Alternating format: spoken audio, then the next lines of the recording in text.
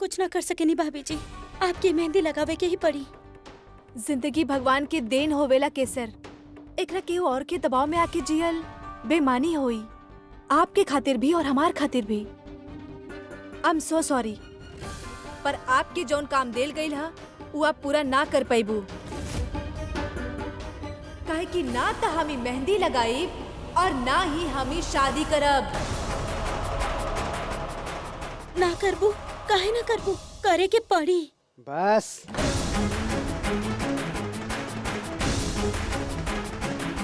देवी का कहले सुने ना तू। चला जा यहाँ से, जा यहाँ से। हमका निजात सुनाई नहीं खेदेलस का। अरे अरे अरे अरे का चल रहा भैया यहाँ? तू फिर से शुरू हो गई बड़ा हैं? अरे समझ ना आवत है तोहरा के कि इनकर काम करे दा। रोके के ना, अब तमाशा खत्म करे के टाइम है। और तू सब भी गुंडागर्दी कब तक करत रहा? देखा, ज्यादा हीरो बने की जरूरत ना है, प्यार से समझावत है। यहाँ से चल जा, इनकर काम करे दा। आवा चला हटा। देखा रहा ना, ये हमरा के मारी। हाँ तुम्हारी हिम्मत, प्यार से समझावत तोहरा के समझ नहीं आवत। हाँ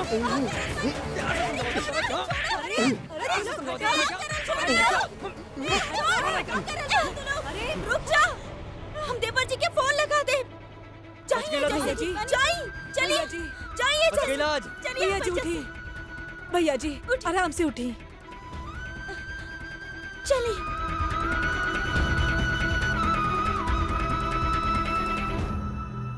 केसर जी, ये वक्त आपके यहाँ से जाए के चाहिए, प्लीज जाइए। आपके परिवार पे जौन बीतल बा हम जाना तानी, बाकी हम का करी, हम झूठ ना बोल सके नहीं। हम सिर्फ इतना ही चाहब कि आप प्यार से रजावत खानदान के बहू बन के आए। देवर जी तो प्यार के भाषा भी न जाने ले, और आज जौन अनर्थ हो जाई ओकरा से हमरा के आप ही बचा सके नहीं। माफ करी, हम आपके इच्छा पूरा ना कर सकनी।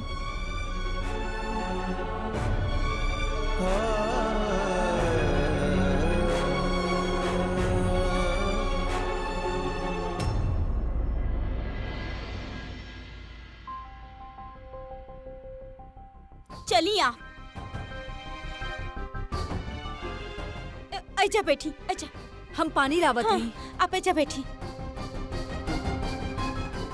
भैया जी पानी ले ली।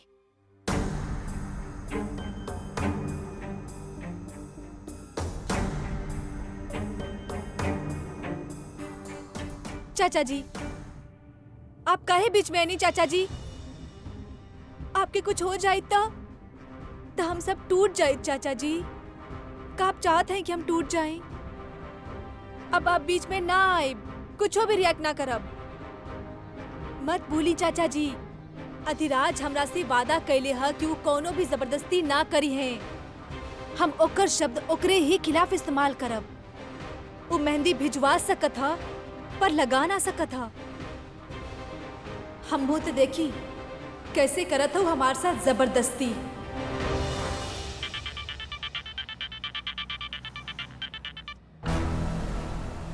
जानत हो माँ जी, हमके सबसे ज्यादा दुख कब हुआ था? जब बहुत ही कोशिश करा और चीज ना मिली। और सबसे ज्यादा खुशी हमके तब हुआ था जब कुछ भी करे बिना ना सब कुछ मिल जाए। आहा हा हा, लगता हमार लेखी कहानीकार बन गई बड़ी। अरे काम तो तू कुछ कैलू ना, बस दुनिया की कहानी बतावत फिरेलू। अरे सीधा सीधा बोला ना कि का भइल। तो फिर सीधा सीधा सुना। केसर के फोन आयल रहे। हाँ? देवी मेहंदी लगावे से मना कर देलस। रस्म पूरा ना हो सकल माँ जी। अधूरा रह गई। का अब सच्ची तरह के पक्का पता बना? अच्छा बाबू साहब का कहनी? वो मेहंदी पर हमार हक है माँ जी। मेहंदी तो हमार हाथ में ही लगी। अब मंजिल बहुत नजदीक है माँ जी। और अगला फोन हम तो के मेहंदी लगावे के बाद ही करब। चलो चलो रखा तानी, हम फोन रखा तानी।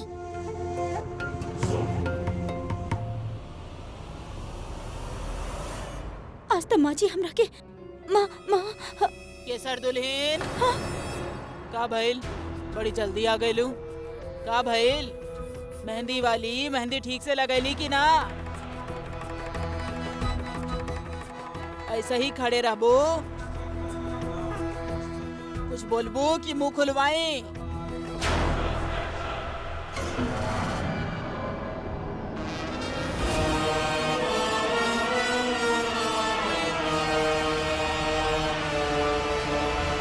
अम्मा जी का पूछा तारी? जी रामा गाड़ी निकाल। हमार अम्मा जी के भेजल मेहंदी सूखे से पहले हमार पत्नी के हाथ में लग जाए के चाहिए।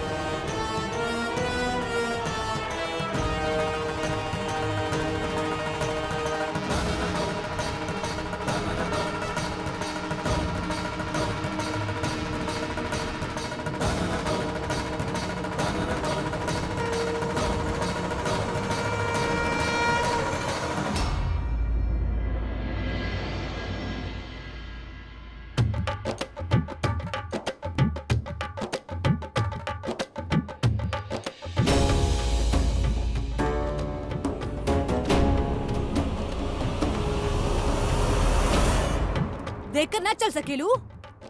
माफ कर दी मालकिन। 1 मिनट। के बाड़ू तू? जी हम नाचे वाली।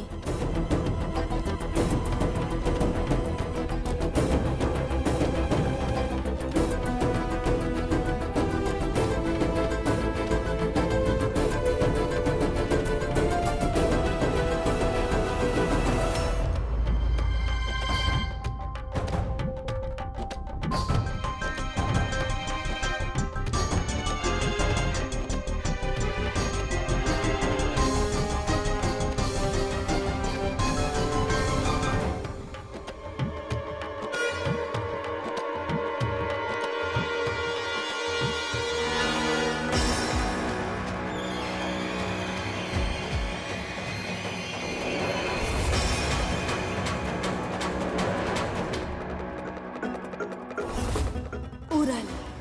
जल्दी से अपन हाथ में थोड़ा लगा ली, ओकरा बाद देवी तू का फेंक ही चाहे लगाए, केहू के फर्क ना पड़ा था।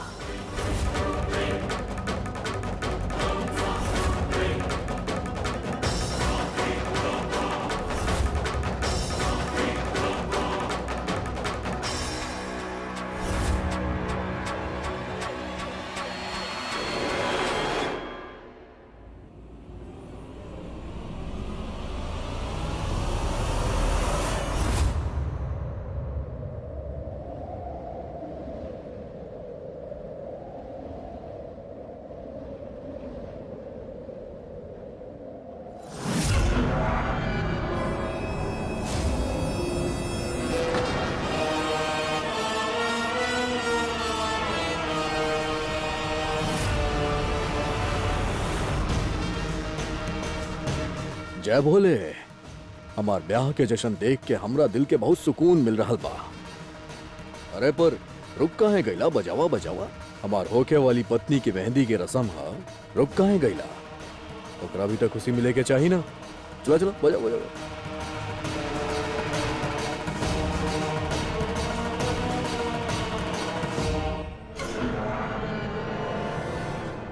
तू इतना बड़ जाहिला शैतान बड़ा तो हमके पहले से पता रहे, लेकिन तू इतना बड़ गवार बारा कि सीधा बात तो के समझ ना आवेले, ई ना पता रहे।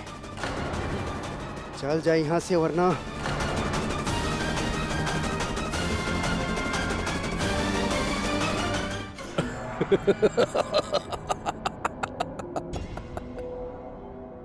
न तो का हमार छोट चाचा जी, न तो का करबा। तारा चेहरा पे हमेशा गुस्सा काहे रहेला? गुस्सा सेहत खातिर हानिकारक होखेला, पर का करबा? शैतान के इंसान बनाईबा। फिलहाल तक हम अपन होके वाली पत्नी के का कहल जाला अंग्रेजी में रामा, पत्नी के पति के हस्बैंड। हाँ, हस्बैंड बने चाहता नहीं। तहार जमाई तहरा घर पे खुद चल के आइल बा, पानी वानी ना पूछबा? इतना मीठ बोली? देवर जी ही आई ना? का तय भइल रहे? तोरा के हमार याद आ ही गई। जय भोले।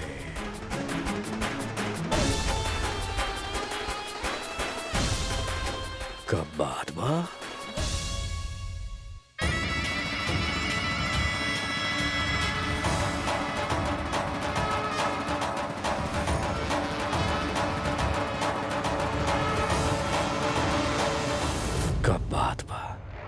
बहुत सिंगार कैले बाड़ू हमरा खातिर।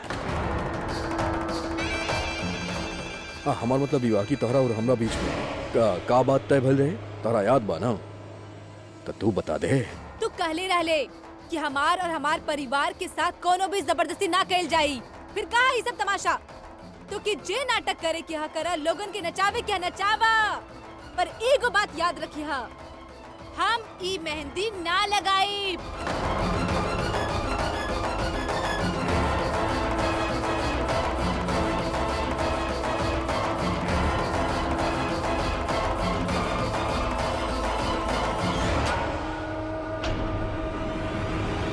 ले जा अपनी मेहंदी, वैसे भी पड़ल पड़ल सूख गई होई कब के। तोहारी है बात तो हमके बहुत पसंद बा। खुदे समस्या बतैलू और खुदे हल निकाल देलू। बहुत अच्छा पत्नी बनबू तू, साफ साफ बात करेलू। और रहल बात वादा के, तब वादा ता तारा से कैले रहनी कि तहार परिवार के तारा के कोनो नुकसान ना पहुंचाई। शहर के लोग से वादा ना कैले रहनी।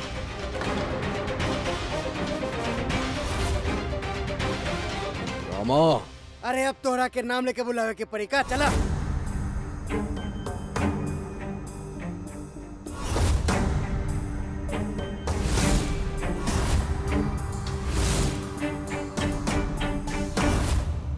तारा यहाँ काहे भेजले रहनी कि हमार होखे वाली पत्नी के हाथ में मेहंदी लगावे के बा, तो फिर काहे ना लागल?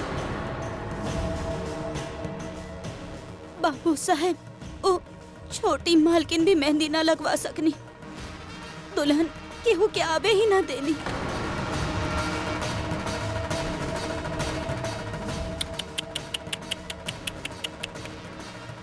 ये तो बड़ा मुश्किल हो गई। हमार पत्नी के ओकर परिवार के कुछ ना कर पाए।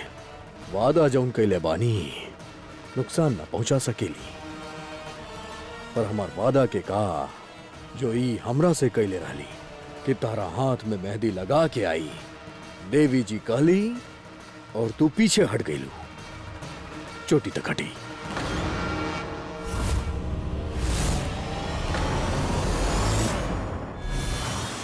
चोटी तक कटबे करी। अब हम भी देखब कि तहार देवी दीदी पीछे कैसे हटी है। तारा पास एक और मौका बा, फटाफट लगा दे, मना ले ओकरा। ना ता तारा के मालूम बा कि हमरा के सजा देवे आवेला। दीदी, हाँ, मेहंदी लगवाला जल्दी से। तू ही हमरा के बचा सकेलो दीदी। लगवाला मेहंदी। पता ना बाबू साहब का करिए हमरा साथे। आप ही बचा सके नहीं दीदी। लगवा ली मेहंदी।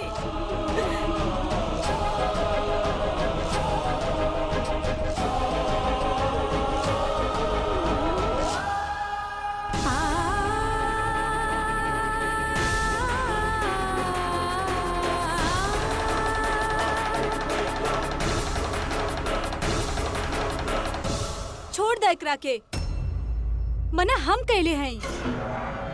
अरे ओकरा के तो छोड़ दे, लेकिन तारा के कैसे छोड़ दे? ये चोटी अगर बचावे के बा तो आखिरी बार तारा से पूछा था नहीं, तू मेहंदी लगाईबू या ना लगाईबू? तू चाहे जे मर्जी कर ला, हमार साथी खेलना चली।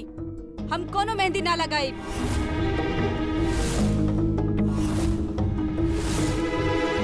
देवर जी की तो तेसर आँख खुल गई। अब क्यों ना बची, ना ये मेहंदी वाली, ना देवी और ना हम। रामा,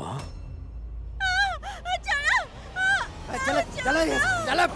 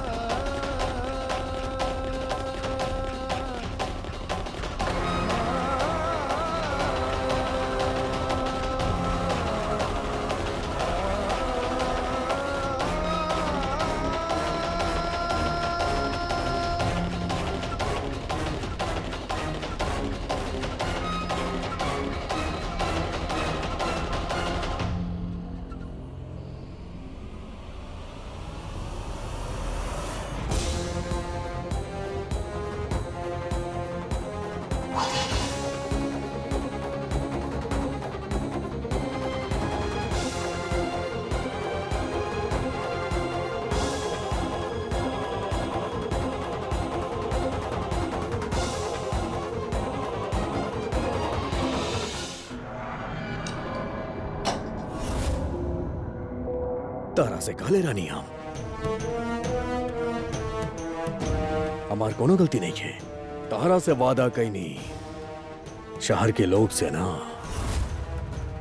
कटवा देलू ना छुट्टी हमरा हाथ से। का जरूरत रहे मान जाई तू हमार बात, काहे ना मन लू खामा खा। हम कुछ ना कही। क्या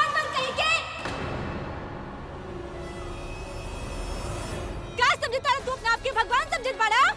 हम तोरा से डरत ना हई। जे करे क्या करा तू? मेहंदी सूख जाई लेकिन हम अपन हाथ भी ना लगाई बकरा। अरे हम कब कहनी कि तू हमरा से डरा? तहारी है बात तो हमके बहुत अच्छा लागेला। ऐसे आंख में आंख डाल के हमरा से बात कहे, यह बात हमके बहुत अच्छा लागेला। पर हमके ये भी तो देखे के बा कि तारा के डर कैसे लागेला। रामा उस तरह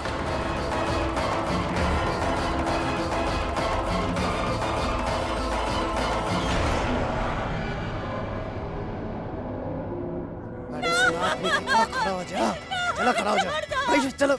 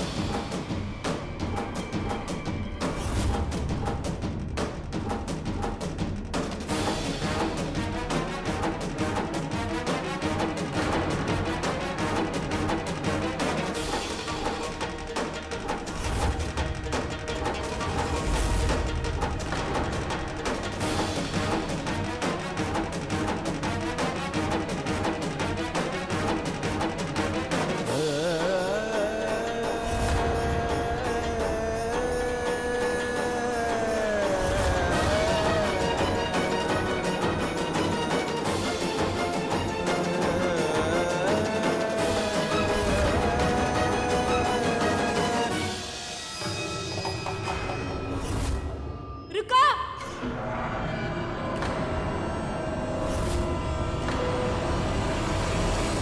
केहू और के तकलीफ हमार जिद से बढ़ ना हा। का चाहत बाड़ा तू? ये क्या मेहंदी लगाई? ठीक है, लगाई हम मेहंदी।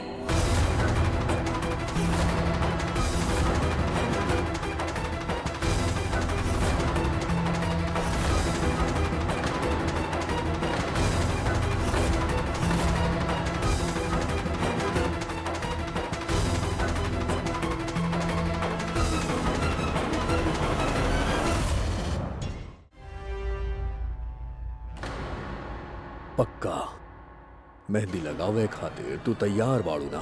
ना हम कोनो जोर जबरदस्ती ना कहनी, तहार मर्जी से खुद बना सब कुछ कि तारा मेहंदी लगावे के बा हमरा नाम के। ई तहार मन के इच्छा बा तो ठीक बा। अब आप सब लोग के सामने हमार होके वाली पत्नी कहले बाड़ी कि वो मेहंदी लगाई हमरा नाम के, वो भी अपन इच्छा से। देवी ना, बेटी ना। देवी ना बेटा।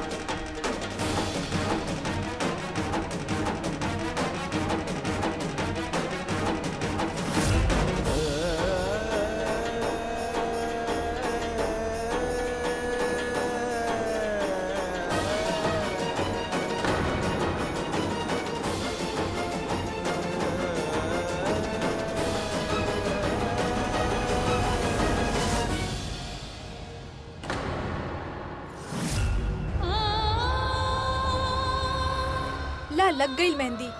खुश?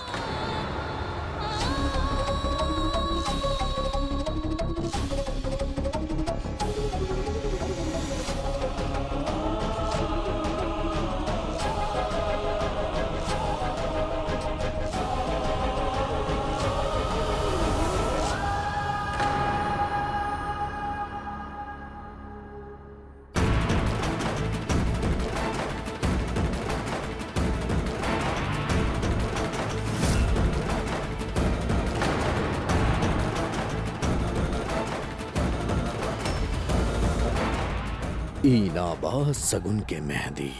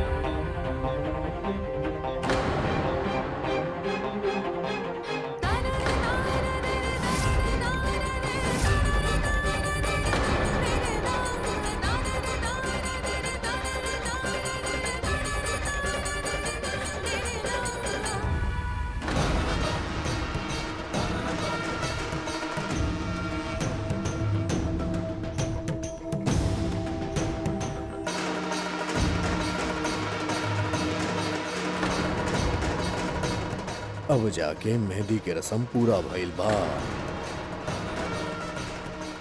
हमार पत्नी के हाथ में अब मेहंदी लागल बा। सगुन तो हो गईल।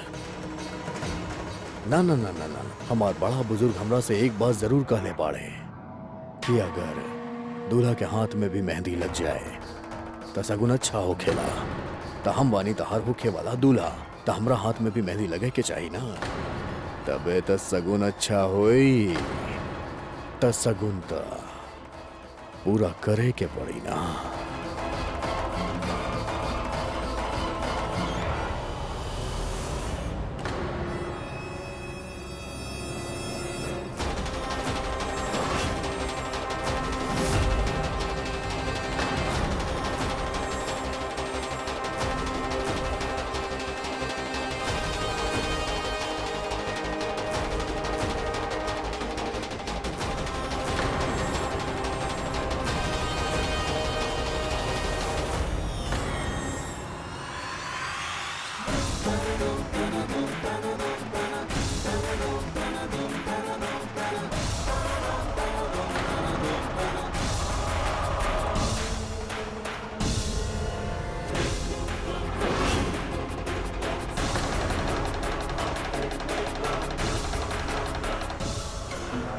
अब रस्म पूरा भइल। हमरा हाथ में भी मेहंदी लग गए। अब और कुछ बा तो हमके बता दा अभी, वो भी पूरा कर देब। हमरा कहे पे ना, तहरा कहे पे पूरा करब। इस तहार बना कि रस्म। चला चला, बहुत जश्न हो गई। चला, अभी पति और पत्नी के अकेले में बात करे के बाद। चला चला चला, जा जा जा अपना घर जा, जा चला जा। अरे जाना।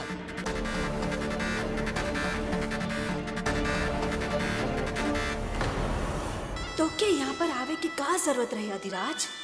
ऐसे ना तो वैसे हम अपन हाथ में मेहंदी लगा के ही रहा।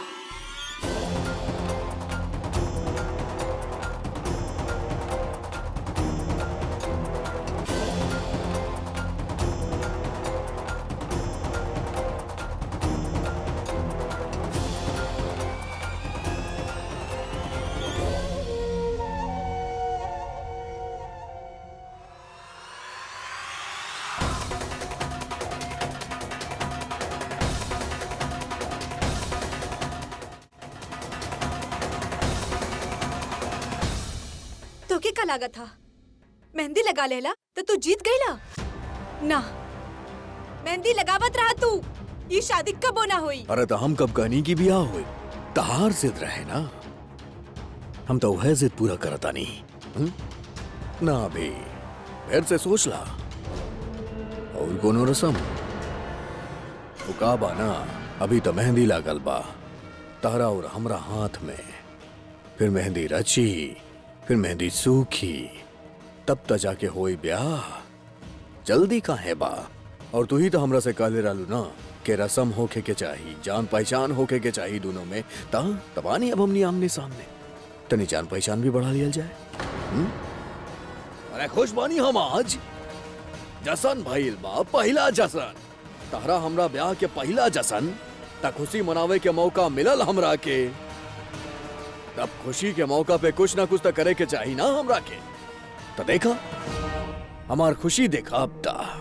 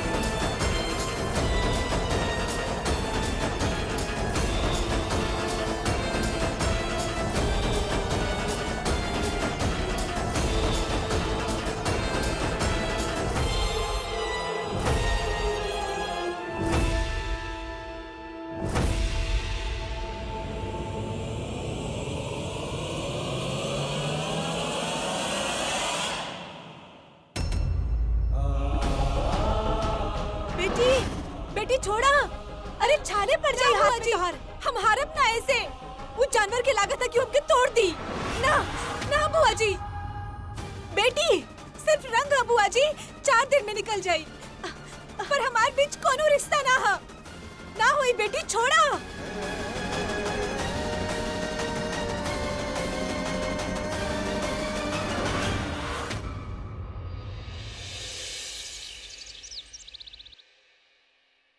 नफरत के भी आपन मजा हो खेला।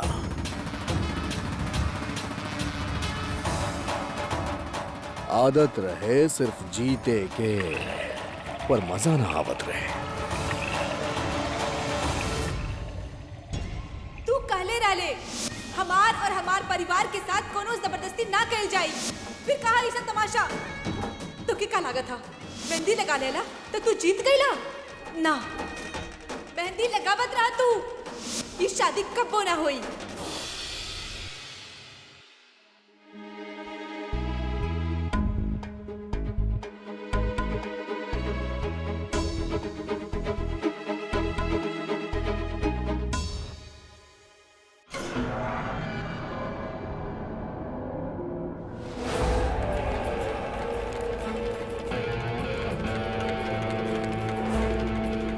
पहला बार हमके केहू टक्कर के मिलल बा जे हमरा से आंख मिला के बात करेला। अभी तक मेहंदी लागल बा, सिर्फ मेहंदी, और ओकरा बाद ब्याह हुई और फिर हम हर रोज तोहरा के रुलाइब, सताइब, सितम ढाइब और हमके बहुत मजा आई। मजा आई, बहुत मजा आई।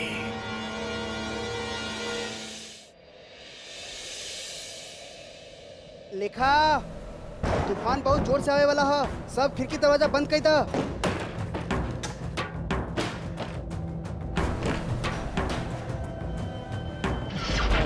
लाइट के भी अभी जाए के रहे। अरे देवी के हाथे लालटेन भेजा जल्दी। जी चाचा जी। बेटा तू ही दरवाजा बंद कर दे, हम जाके कृषिका का रूम चेक करत हई।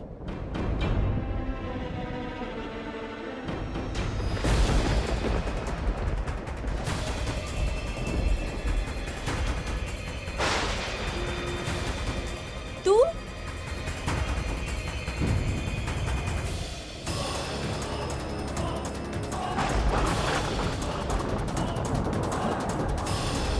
तू जा वरना चिल्लैया ना लगी। तहार परिवार अगर जाग गए तो हमसे का काबू। कितना रात के हमरा साथे यहाँ का करत रहलू? तोहरा मालूम बना हम के बानी तहार होके वाला पति।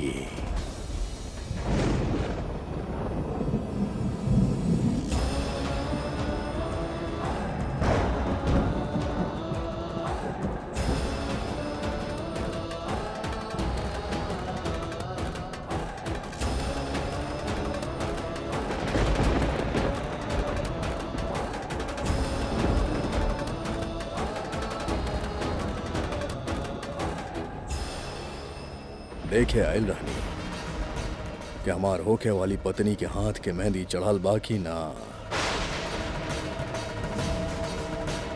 पर हमके ना मालूम रहे कि नफरत के रंग भी चढ़ेला। अब भी जरूरत था, तू ही तो लगैले रहले। अधिराज के जरूरत ना बांध सकेला, अपना मन के करेला। जाने चाहत बाड़ू के हमरा मन में का चलत बा? डरबू तो ना उका बना, अब हमके बड़ा मजा आवेला ही खेल में। तहरा के देखल, तहरा से लड़ाई कईल और तहार जिद के तोड़ल याद आ गईल रहे, रोक ना पैली अपना आप के।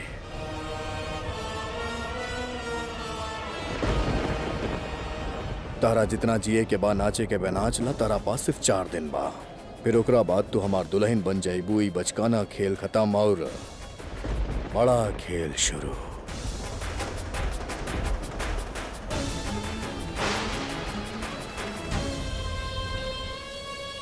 देवी,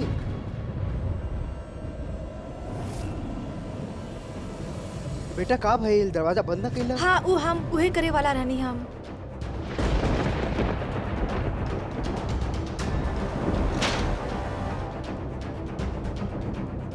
का भइल? सब ठीक है? हाँ, सब ठीक है। चला चली।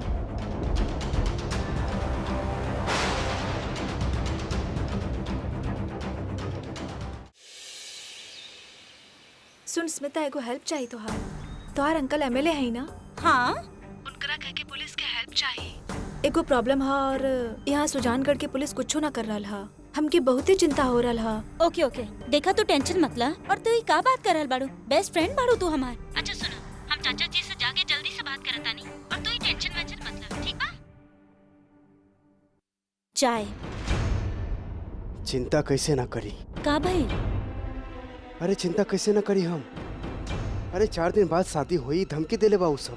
हाँ? और वो अधिराज, वो गुंडा हाथ धो के पीछा पड़ गया हमार देवी के, और वो जबरदस्ती शादी कर लेता हमार बेटी के तो लाइफ। हमके का होवे के रहे, हम बिल्कुल ठीक हैं। ये बार तो टॉप तू ही करे वाला बाड़ू, तो तू नेक्स्ट ईयर खातिर फॉर्म भर देलू ना? हम एड्रेस तो इहे के देले रहनी, पर पता नहीं अभी तक फॉर्म तो आइल ना। कहीं हम फेल तो ना?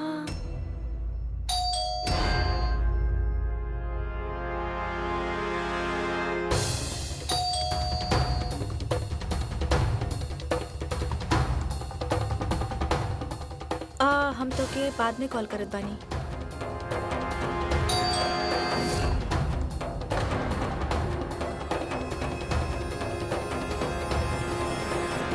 देवी रुका, हम देखत हैं। चाचा जी आप रुकी, हम देखत हैं।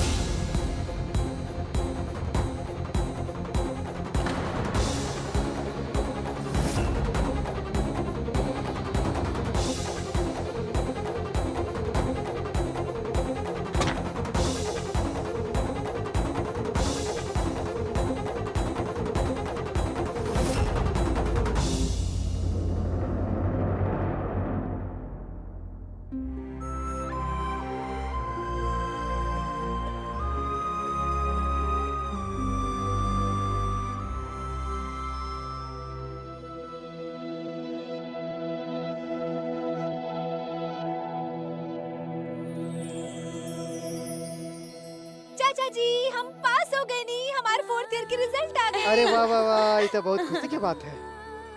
बुआ जी बस 1 साल में डॉक्टर बन जाई।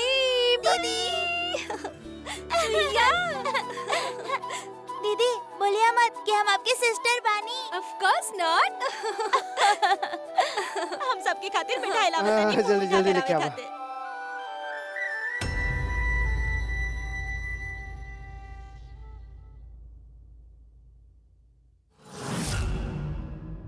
5 लाख रुपया एडमिशन फी। का भइल बेटा? कुछो ना चाचा जी। बेटा हम एगो परिवार हैं, तोहार चिंता पूरा परिवार के चिंता है। बतावा बतावा का भइल? उ चाचा जी फाइनल ईयर के फॉर्म आइल हा और फीस भरे के डेट 2 दिन बाद के हा। 2 दिन बाद? लेकिन बेटा तू तो कहले रहा कि फॉर्म आवे के बाद 2 हफ्ता के टाइम मिली। हाँ, उ चाचा जी लेटर तो बहुत पहले ही निकल गए रहे, पर सुजानगढ़ पहुँचत टाइम लग गई। कोनो बात ना, तू चिंता मत करा, फीस के इंतजाम हो जाए। चाचा जी हमने 2 दिन में 5 लाख रुपया कहाँ से लाई? मैडम जी यहाँ साइन कर दी। 1 मिनट।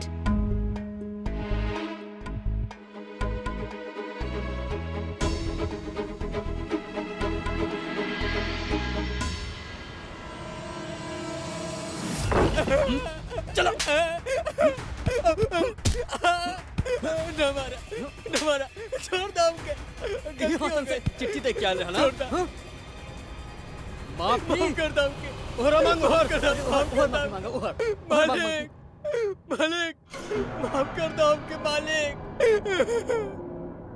डाकिया तू बड़े और तोरा के खबर नहीं खे कि सुजानगढ़ के असली पोस्ट मास्टर हम बानी।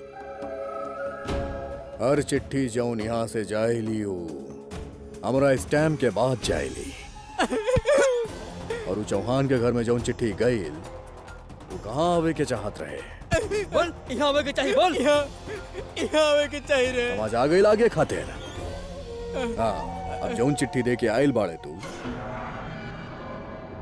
ओमे हमके तो पता ना बा का लिखल बा, तो सजा तो मिली।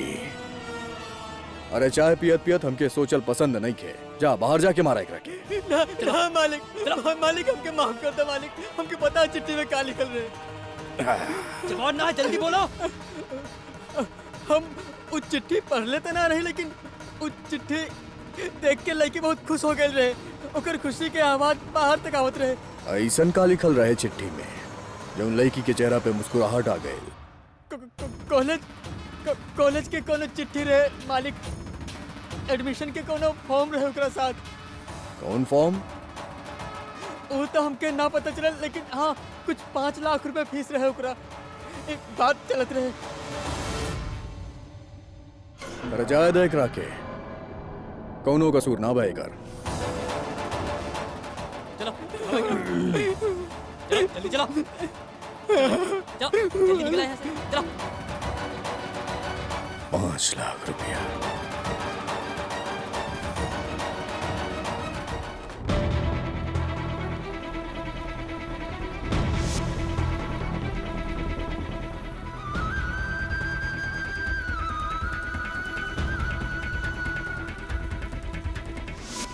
तारा जितना जिए के बा नाचे के बा नाच ला। तारा पास 4 दिन बा। चाचा जी हमने 2 दिन में 5 लाख रुपया कहाँ से लाए?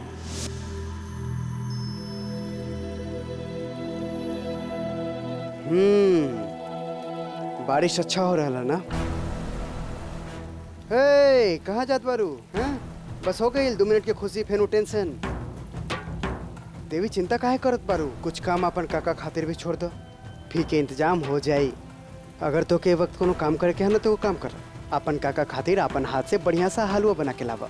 जा ऐसे ना ना ना ना ना ऐसे ना, ऐसे ना, तनी स्माइल बढ़ावा चेहरा पे। हाँ शाबाश, जा जल्दी लइहा। फीस की चिंता मत करा। देवी के काकू साई भूल गए बाड़े कि उनकर आपन एगो बेटी भी बाड़ी, जेकर फिकर ओकर माँ के ही बा।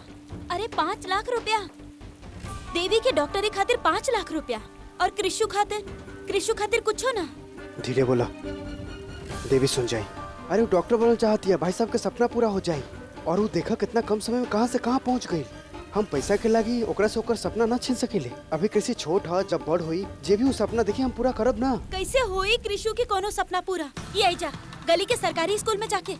अरे ओकरा अच्छा स्कूल में एडमिशन ना दिला पा रहल बानी, काहे कि भाई साहब के सपना पूरा करे के बा। शाम के एक्टिविटी क्लास में ना भेज पावे नी, काहे कि भाई साहब के सपना पूरा करे के बा। आपके भैया के सपना पूरा होई ना, तब तक हमार किसु के सारा सपना बस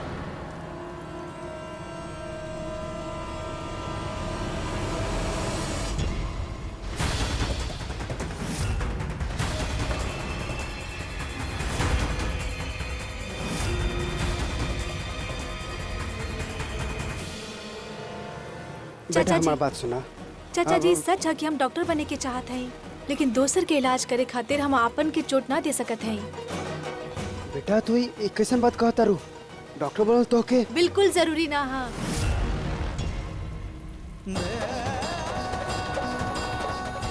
हमार परिवार के खुशी और आप सबके प्यार हमार खातिर सबसे इम्पोर्टेंट है। कृषु के सारा सपना पूरा होई। हाँ हाँ हाँ आवा आवा यहाँ बैठा आवा। अरे बैठा तो सही, आवा बैठा। शाबाश। और हमारी बात के ध्यान से सुनिए।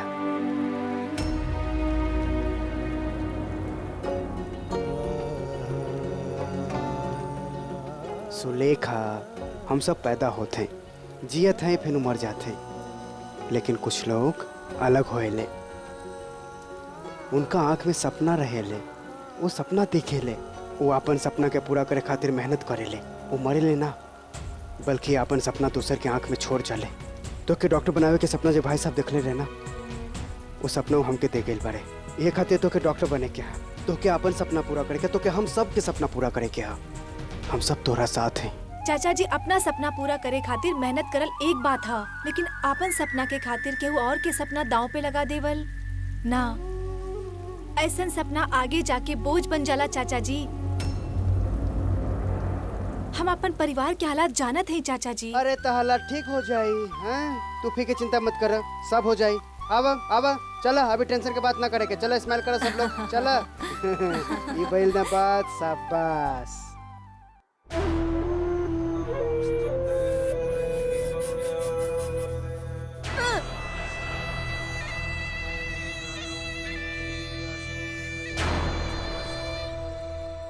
पाई लागी अम्मा जी।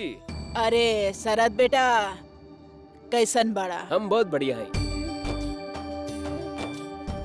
आप बताइए आप कैसे हैं? अरे लड़का, आजकल सकल बिना दिखावेला हमरा के। का करी अम्मा जी, आपके लाडला जे काम पे लगाइले बा हमके जमीन खरीदत रहले और हमके ओकर कागजात बनावे के पड़ेले। अभी आपकी दस्तखत करे खातिर आई है।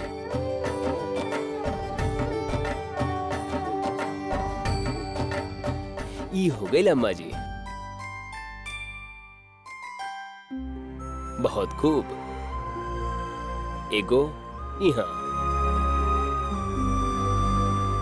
जी। तारा के पता बा, हमार जीवन में एगो दिन ऐसन भी आयल रहे कि कुछ न बचल रहे हमरा पास। बाकी हमार अधिराज, हमार लाडला एक एक करके पहले से भी ज्यादा जमीन जोड़ लेलस, अपन बाप दादा से भी ज्यादा। सब आपके नाम पर। अधिराज तो बस नॉमिनी है आपकी जमीन के। माँ जी, आपके दलिया और फल। लाई हमके दे दी। ली अम्मा जी। मनहूस कहीं के का बाई, दलिया कहलू तो एकरा के चीनी भी ना डललू, एक काम ढंग से ना करेली, थाली भी ना परोस सकेलू। तोहर सकल ये ऐसन बात सब बर्बाद हो जाई। अरे दुल्हन जब नया नया घर में आवेली ना, तमरत समय देखेला घर में आवे के। बाकी तोहार आवे से हमार लड़का हमरा छोड़ के चल गईल। का करी जमीन जायदाद के, आँख तरसेला हमार लड़का के देखे खाते। और तू मरलू भी ना, तू मर जाई तू तो हमार लड़का तो हमार पास आ जाई। अब रोते रहबू? अरे एकरा लेके जा, चला।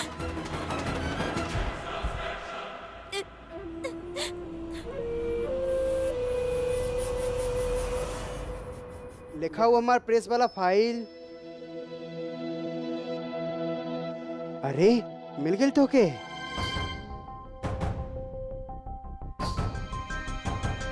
लेखा काहे चिंता करत रू तू? हाँ?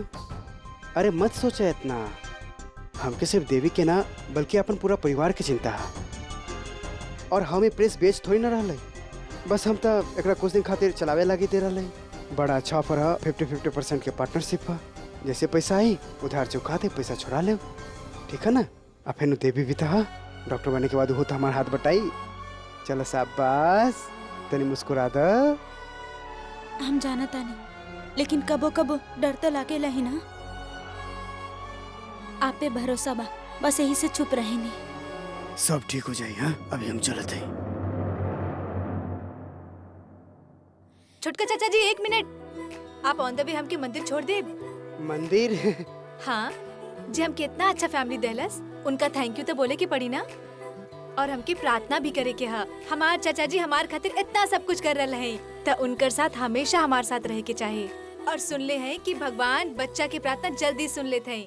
दीदी हमें से नहीं आप काले रहनी ना कि भगवान बच्चा लोग के बात जल्दी सुन ले वेले। अच्छा, और तू समझत रहलू तू बच्चा बाड़ू। इला अरे खाला। गाड़ी में खाली, चलो चलो चलो, हाँ, चलो जल्दी चलो, चलो चलो, जल्दी चलो, चलो, शाबाश चलो, शाबाश चलो, शाबाश, वाह वाह वाह। भाभी आराम से बारिश, बैठो हम बैठो कपड़ा बैठो उतार बैठो के- बैठो, आवा बैठो, जल्दी बैठो।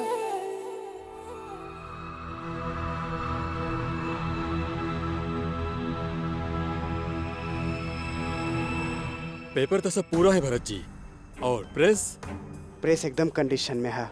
आप यकीन करी, आपकी साझेदारी में कोनो नुकसान ना होई, कोनो तकलीफ ना होई। देखी माफ करी भरत जी, साझेदारी ना, हमके तो आपके प्रेस खरीदे क्या, अब इन साझेदारी से हमके का फायदा? दीवान साहब, लेकिन हम अपन प्रेस बेचब का है? देखिए हमरा पास सिर्फ बस यही एगो चीज बचल है, जे आप समझ रहे ना हम का कर रहे। देखी हम सुन ली आपके घर में शादी हो रहा है, यह खातिर सोचनी शायद जरूरत आ गई होई, यह खातिर आप बेच रहा हैं। चाचा जी हमने 2 दिन में 5 लाख रुपया कहाँ से लाए? जी हाँ, पैसा के जरूरत हाँ हमके, लेकिन दीवान साहब हम आपसे झूठ ना बोलब, ये प्रेस से हमारे पास एकमात्र जरिया है हमारा आमदनी के।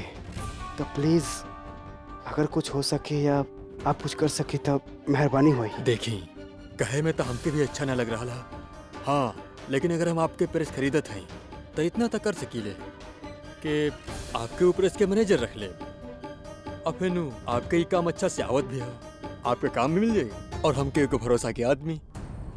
अपने प्रेस में नौकरी और लिखा से का कहा, और ये सुन के ना ओकरा भी सच ना बता सकिले। ये वक्त देवी की जरूरत सबसे ज्यादा है।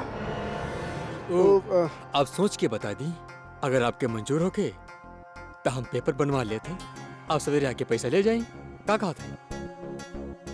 जी बहुत बड़े एहसान हुई आपके जी, हम चलत हैं, कल आवत हैं हम पैसा खातिर। ये हो कर रहा है यहाँ, एक तरफ जमीन की डील अटकल है और वहाँ अधिराज के शादी की जल्दी है, और दूसरी तरफ अम्मा जी केसर से ये तरह काहे बात करत रहे। बहुत जल्दी में बाड़ा वकील बाबू। अरे नमस्कार भाभी जी, जल्दी कैसन आई ना, बताई हमरा लायक कोनो सेवा है तो। सेवा तो हमने के करे क्या तोहार, पर आप है कि मौका ही न दे दें। वैसे शादी में आयल बाड़ा, कोई कोट वोट कपड़े उपड़े बनवाला, दर्जी बैठल बा, या फिर केहू आप काला कोट में दावे के ना सोच रहा है ब्याह में। माफ करी, वैसे काला कोट में आपके चेहरा पे मुस्कान ना आई तो फिर कुछ शुभ नहीं ना। भाभी जी, जोन शादी में ना दुल्हा के चेहरे पर ना दुल्हन के चेहरे पर मुस्कुराहट हो, वो में हम मुस्कुराई तो अजीब ना लागी। हमार मतलब यहाँ जे भी हो रहा, जकरा खातिर दर्जी आयल बड़े, आप सजे सबरे के बात कर रहे हैं, आप ओकरा शादी कहब, काहे कि हम त ना कहब। शादी तो हमू ना कहब वकील बाबू, काहे कि ई शादी ह ही ना। इता देवर जी निकलल है शिकार पे, शक्ल पे खुशी ना आई केहू के, पर शिकार करके जीत के मजा पूरा आई। शादी में शायद शुभ ना लागे, पर हमारा वो काला कोट है ना, वो असल जिंदगी में बहुत काम की चीज है भाभी जी। काहे कि कहा ना, हम वकील कुछ चीज ना चाहला के बाद भी देख ले एकदम साफ साफ कि शिकारी के बा और शिकार के कर होए वाला है। प्रणाम भाभी जी। प्रणाम।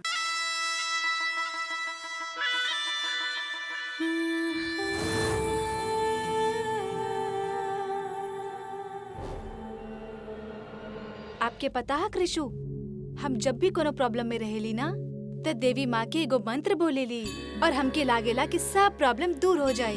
का आपके वो मंत्र सीखे के है? हाँ।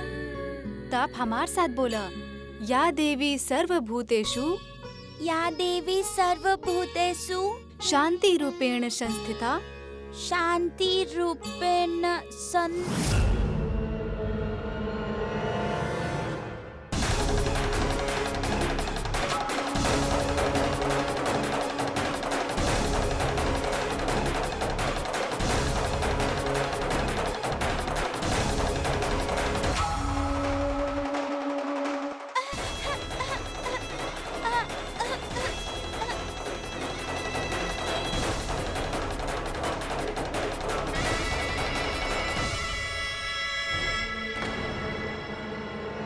पेट्रोल?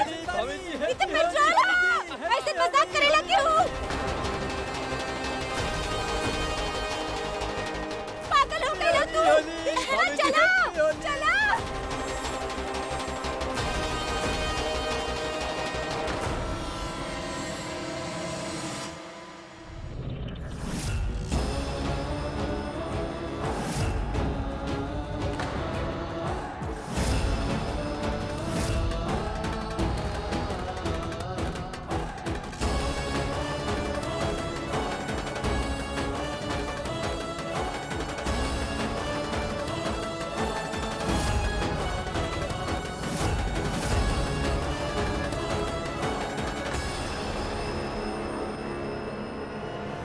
हाँ लिखा उनकर से बात हो गई सारा ठीक है।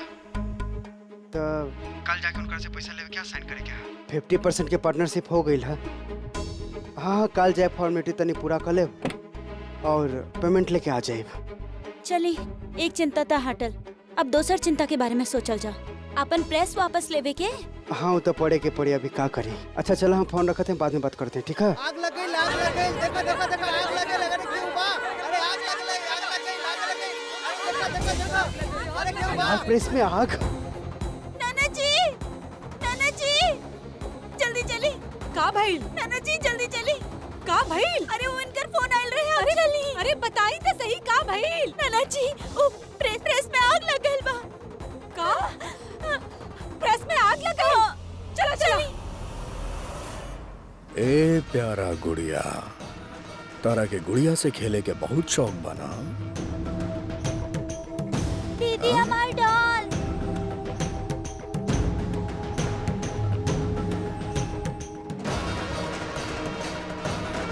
अरे गुड़िया हमरा के पेट्रोल के स्मेल आवत बा। तारा के पता बे पेट्रोल का हो खेला।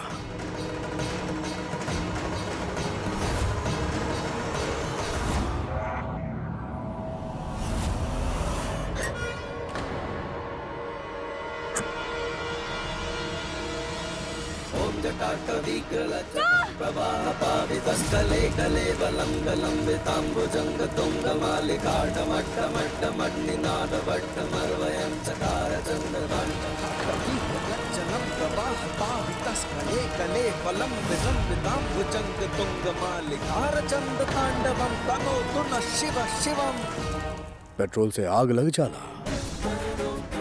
पर तहार कपड़ा से भी हमके पेट्रोल के स्मेल आवत बा। पेट्रोल कृषु कुछ ना होई दे हम तो के। पागल हो गई बाड़ा तू? आग से कैसे खेल सकत बाड़ा? यह तो हम तारा से कहा तानी, आग से तू खेला तारो। हम मना कैले रहनी ना तारा के, मना कैले रहनी ना, मना कैले रहनी की ना कि यहाँ पे आग पानी हवा सिर्फ हम बानी हम। का जरूरत रहे भागे के? 3 दिन तोरा से 3 दिन इंतजार ना भाईल। 3 दिन के बाद तहार हमार बियाह बा। तोरा के मालूम नहीं के का तोरा के डॉक्टरी पढ़े के बा? अरे का जरूरत बा? हमरा सर में दर्द होई तो अपना हाथ से दबा दे है, बस इतना डॉक्टरी आवे के चाहिए तारा के, इससे ज्यादा ना। देखा तोहार दुश्मनी हमरा से हा, हमार परिवार अरे से यह हा। तो तारा के समझावत आनी, यह तो समझावत आनी। अभी भी वक्त बता रहा पास, समझ जा ना तो तोर गलती के भुगतान तोर परिवार के करे के पड़ी। का चाहत बाड़ा तू? ये सब करके का मिली तो के? सकून मिली हमरा के, तोरा आंख में डर देख के हमके सकून मिलेला। तोहार चीखल चिल्लायल हमरा जिगर में ठंडक पहुंचावेला। ई खातिर आखिरी बार तोरा के वार्न करता नहीं, आखिरी बार। आज के बाद कौनो गलती ना करिया।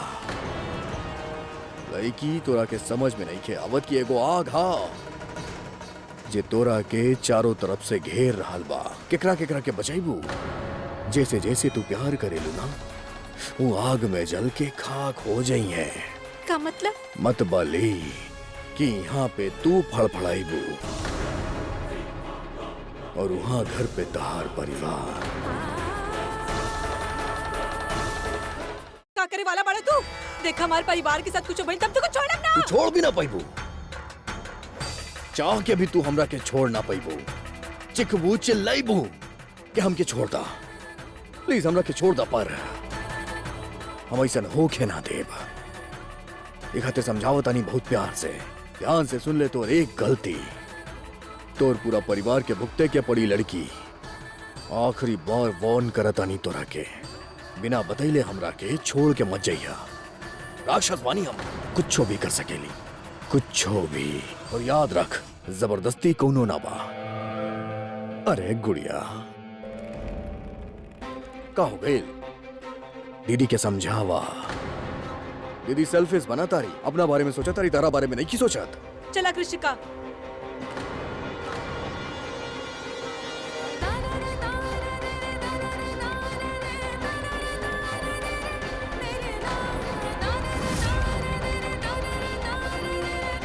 आज तो तू बच गई, पर ही मत सोचिया कि एकरा पीछे तहार हिम्मत बा।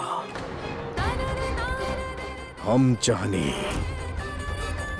तो तारा साथे कुछ ना भइल, और अगर हम चाही ना तो हम कुछो भी कर सकेली, कुछो भी। बस 3 दिन बचल बा ब्याह के चुनौती के पूरा करे में। परिवार घर पे बाना, यहाँ पे खड़ा होके हमार चेहरा काहे देखा तारू? हम कहानी के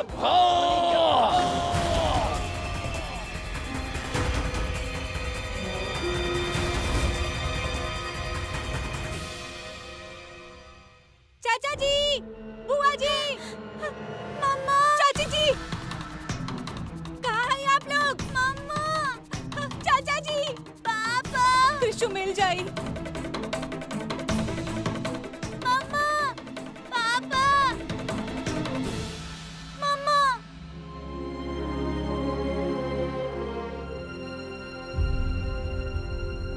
चाचा जी, आप ठीक तो हैं?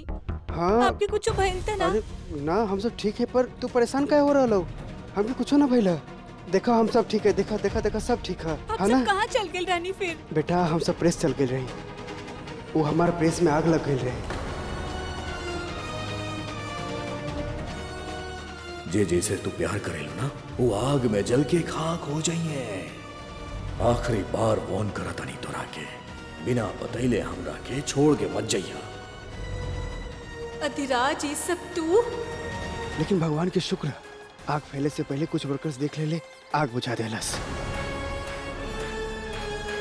ई कृषु, तू गीली कैसे हो गलू? और ई काहे के पेट्रोल के बदबू? देवी, ये सब का बा petrol? I am so sorry, ये सब हमार वजह से हो रहा। चाचा जी, चाचा जी, आपके हमार वजह से प्रेस गिरवी ना रखे के चाहिए रहे। ये सब अधिराज करवा रहा हा, ये ओकर बदला हा। और ऊ और ओकर गुंडा ना हमरा और कृषु के ऊपर पेट्रोल छिड़कलस।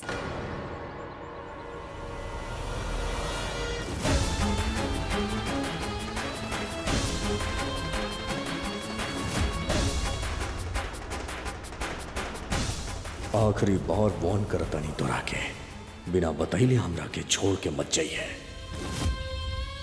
मम्मा, वो बहुत गंदा आदमी रहे, और वो आदमी देवी दीदी के बारे में कुछ कहत रहे, गंदा गंदा। और अगर हमने के भी कुछ कर दिया तो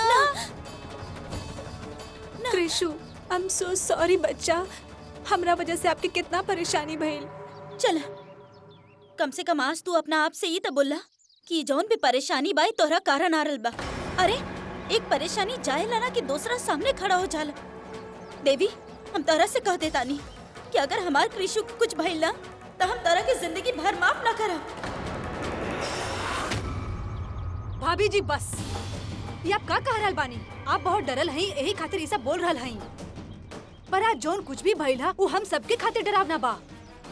आप कृषु के बात कर रहल हई, और देवी वो तो उहे पर रहे, ओकरा पर भी तो अटैक भइल हा। अगर ओकरा कुछ हो जाई तो? अरे, एक माँ बानी, माँ हो के अपन बच्चा के परवाह भी ना करी का? अब एकरा खातिर भी हमरा के सबके सफाई देवे के पड़ी। परवाह करी भाभी जी, लेकिन परवाह करे के चक्कर में हम अंधा तो ना हो सकत हई ना। आप एगो बात बताई, कृषिका के सही सलामत के ले ले? देवी ही ना, और आप ओकरा ही दोषी ठहरा रहल हई। और आपके का लागत हा? हमके भी कृषिका उतना ही प्यारी बा जितना कि आपके। तू एगो बुआ बाड़ू और बुआ बन के ही रहो। माँ होखल का होखेला तू कबो ना समझ पाइबू।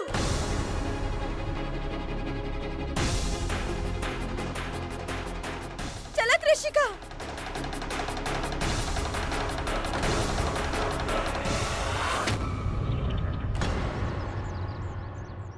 Ambika, I am sorry. ना भैया जी, भाभी वो गुस्सा में रहली ना।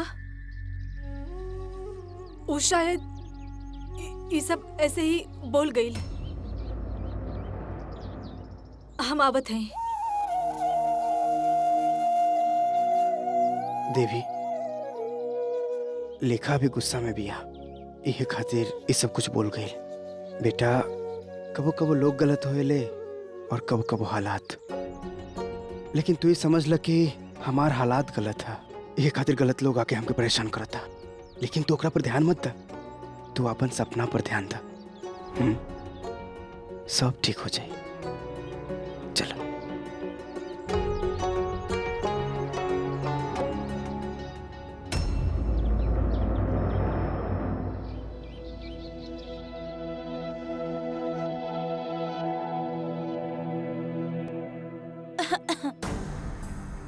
हम भीतर आ सके नहीं? अरे आई ना please, I I. Thank you so much, लेकिन आप तकलीफ काहे कहनी? दरअसल वो आज अधिराज के साथ खाना खाए के मना, बस उकरे इंतजार करत रही।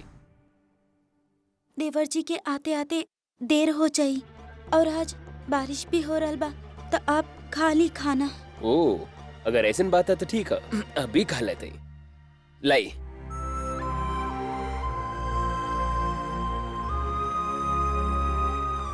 Thank you.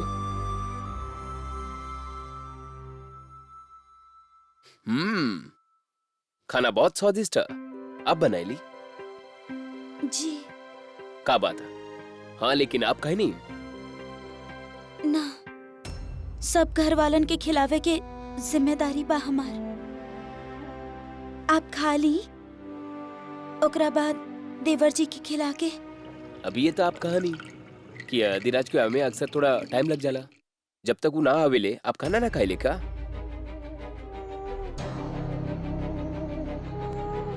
इता हमार धर्म बा। माफ करिए, हम आगे से ख्याल रखब कि वक्त पर खा ले। सुनी,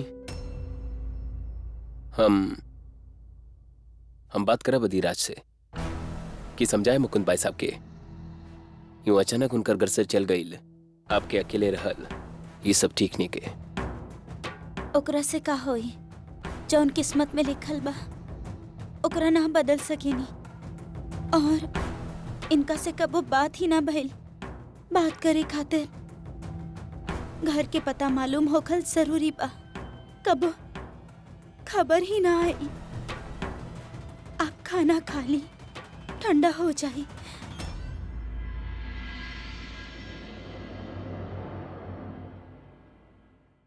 आदि,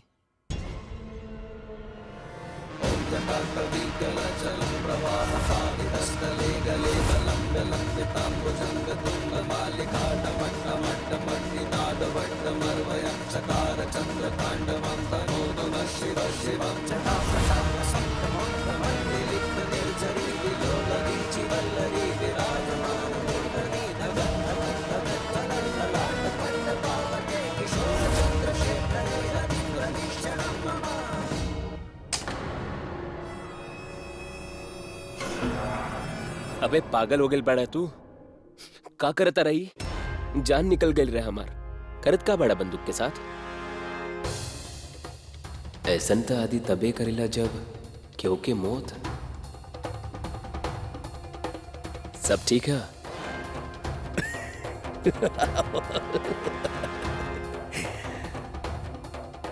मजा आई, बहुत मजा आई।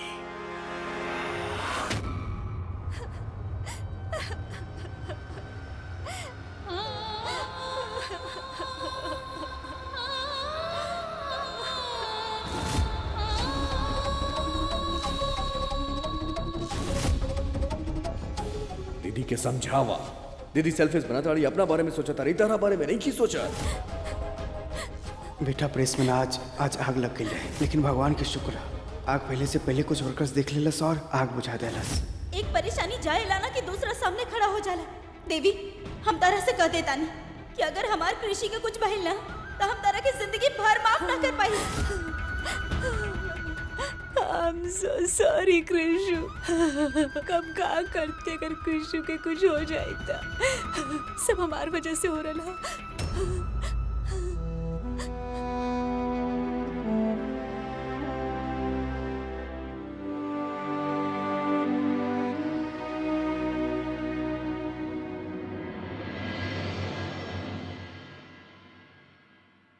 हे देवी माँ, मदद करिए हमार।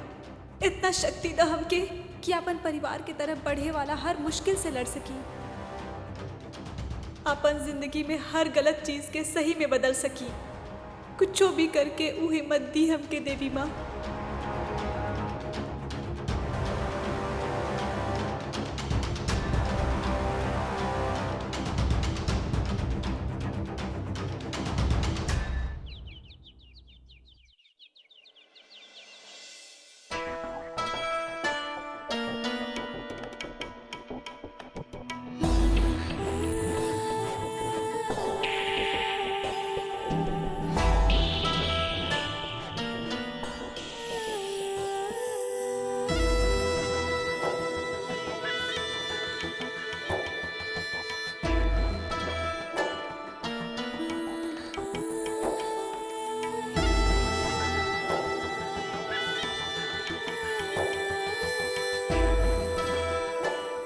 अरे लड़की, तू ये कमरा में बस लाली पाउडर लगाते रह जेबू और वही जा ऊ मेहरारू बन के अधिराज के दिल पे राज करे लगी।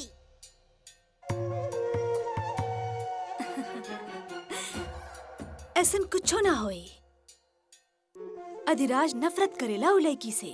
नफरत? अरे पागल के जैसन बियाह के रस्म के तैयारी कर रहल बा अधिराज। देख लड़की, तोहरा पास बस 2 दिन बचल, बस सिर्फ 2 दिन। 2 दिन बाद उ लड़की दुल्हन बन के घर के अंदर होई और हमनी घर के बाहर। लड़की, तू मरद जात के जानत नहीं खू। अगर उ लड़की जरा सा भी होशियार निकल ली ना, ते नफरत धरल के धरल रह जाई।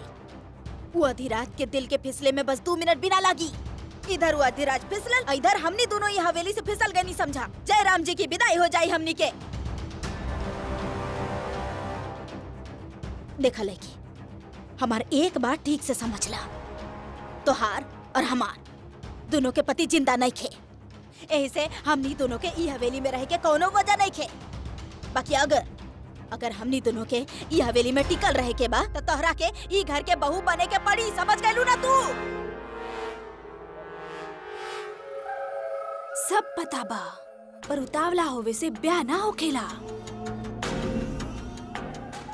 ब्याह खातिर दिमाग की जरूरत होखेला, जे कि उ लड़की में ना बा। अधिराज के ब्याह होई जरूर, पर उ लड़की के साथ ना, हमार साथ।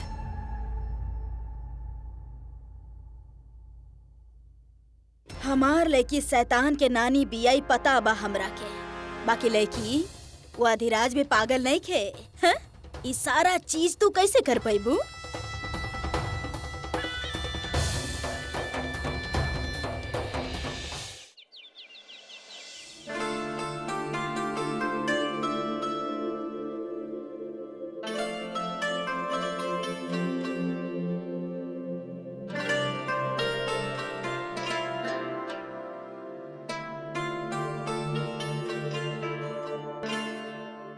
गुड मॉर्निंग चाची जी, गुड मॉर्निंग बुआ जी।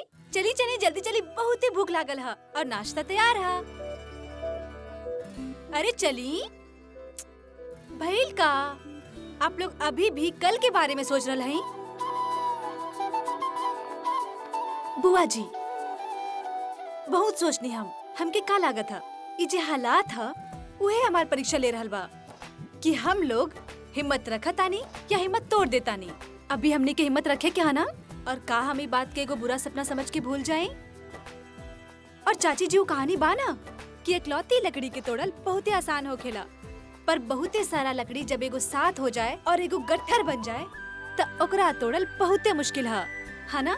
ता हम लोगन के भी एक दूसर के विश्वास के जोड़ के रखे के बा। फिर देखत बानी कि कौन से गलत लोग और कौन सा गलत हालात आकर के हमने के तोड़ देवेला। हमार छोट सी गुड़िया पता ना कब बड़ा हो गेली। वैसे कबो कबो हम तोहरा पे नाराज हो जाली, लेकिन नाराज भी तो अपना पे ही भइल जाला ना। काबिल, आप परेशान लग रहा है। ना ना, चिंता करे की कोनो जरूरत ना है। प्रेस के अंदर एक एक चीज, एक एक मशीन ना बिल्कुल कंडीशन में है। बस आप हमके हमार पैसा दे दी। देखिए, हम आपके पैसा ना दे सकत हैं। दीवान साहब, ना दे सकते मतलब? दीवान जी, हमारा आपसे कल बात भइल रहे, आप वादा के ले रहे। आप इस तरह से अपन वादा से मुकर ना सकते। मना कर दे ले तो बात समझ में ना आए।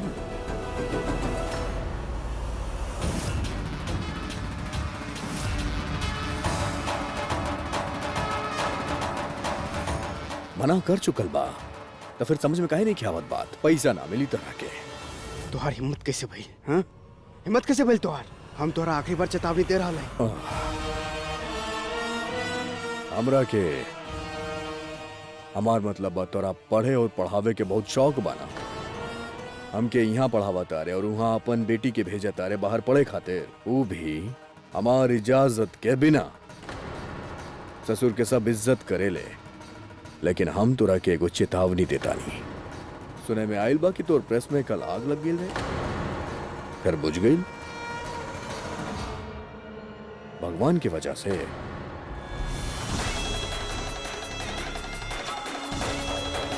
भगवान के वजह से ना, हमरा वजह से।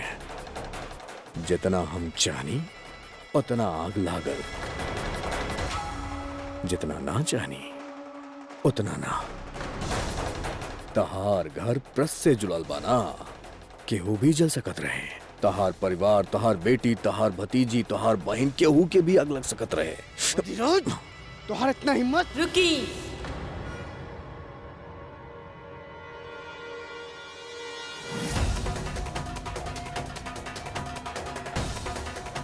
तोर बेटी बचा ले ली, खामखा हमारे इतना अच्छा कपड़ा गंदा कर देना। कहीं देवी जी का कहे के बाप के। तू सिर्फ बात बड़ करेला, लेकिन दिमाग बिल्कुल ना देले भगवान। कुछ देखला और ओकरा बारे में अपने आप ही कहानी बना लेला और ओकरा पर यकीन के लोगन के धमकावे लगला। हाँ, हम प्रेस गिरवी रख रहल हई काहे कि हमके पैसा के जरूरत है। पता काहे? हम क्या मालूम बा तोरा की बाहर भेज रहल बा पढ़े खातिर। के कहले? हम कहनी? चाचा जी कहले? दीवान जी कहले? केहू ना कहले। तू अपने आप ही सोच रहल बाड़ा, ये तो तुम्हारा प्रॉब्लम बा। हमनी के पैसा यही खातिर चाहिए काहे कि हम शादी करे वाला हई। जान से मार दे, जान से मार दे अगर तारा और हमरा बीच में केहू आइल था। तोर और हमार रिश्ता जन्म के बा। ठीक है, मार द अपना आप के। हाँ, हमार शादी होए वाला है तोहरा से। हम तोहरा से शादी करे खातिर तैयार हई अधिराज रजावत।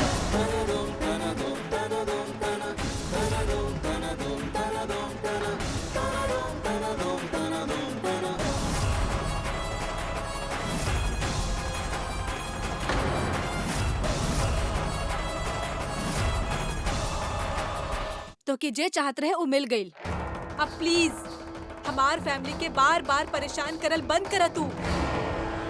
देवी, तू पागल हो गई बरू का? बेटा तू के डॉक्टर बने के भाई साहब के सपना पूरा करे के तो के तू ही गुंडा शैतान से डर के हार मत माना। कुछ ना होई, तू डरा मत। हम सब तोरा साथे तो की तमाशा में पड़े के जरूरत ही ना है। चाचा जी, हम हार ना मान रहा है। ये रोज रोज की तमाशा के हम बंद करे के चाहत पानी। सिर्फ हम ही ना, पूरा फैमिली परेशान हो रहा बा। आप, चाची जी, बुआ जी और कृषु का गलती होकर ना, हमार वजह से हम आप सबके प्रॉब्लम में ना डाले के चाहते हैं। हम डिसाइड कर लेनी है, हम ही शादी करब।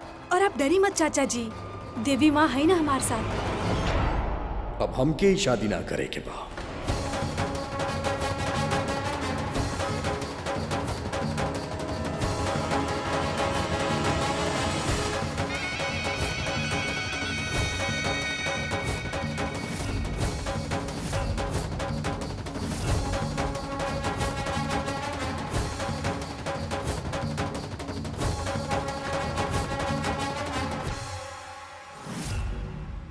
हमके ना बतावा कि तू का चाहे, पर अभी शादी हम ना करब। शादी हमार मकसद ना रहे, हमार मकसद रहे तोर जिंदगी के नरक बनावल, तड़पावल, सतावल, तोरा के रुलावल। वरना ई तरह के शादी में मजा थोड़ा ना आई। शादी ना हुई अभी।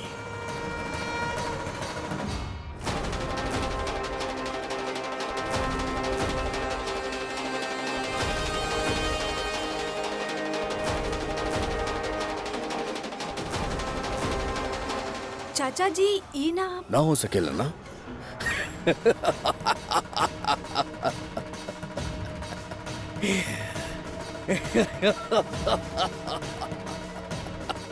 ये लड़की तो बहुत खुश हो गई बाड़ी कि अधिराज हमार जिंदगी से चल गई। हम वापस जाके पढ़ाई करब, डॉक्टर नहीं बनब।